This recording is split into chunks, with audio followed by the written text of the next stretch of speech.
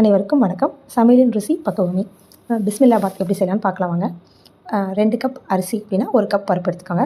1/2 spoon ஜீரகம், சின்ன வெங்காயம், பச்சை மிளகாய், கொஞ்சம் வெள்ளைப்பூடு, மிளகு எல்லாத்தையும் எடுத்துக்கோங்க.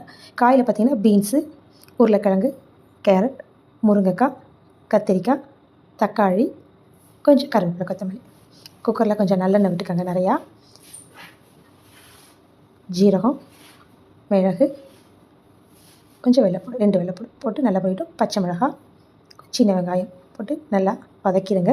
அதுக்கப்புறம் கத்திரிக்காய்,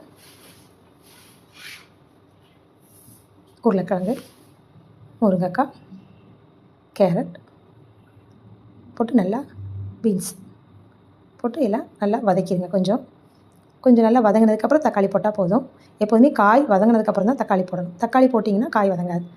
அதுக்கப்புறம் கொஞ்சம் சாம்பார் பொடி, மஞ்சள் பொடி எடுத்துக்கோங்க. சாம்பார் பொடி கொஞ்சம் மஞ்சள் பொடி, கொஞ்சம் கொத்தமல்லி பொடி போட்டு கொஞ்சம் பெருங்காயம் போட்டு நல்லா வதக்கிடுங்க. வதக்கிட்டு உங்களோட அரிசிக்கு தகுந்த மாதிரி தண்ணி ஊற்றிக்காங்க.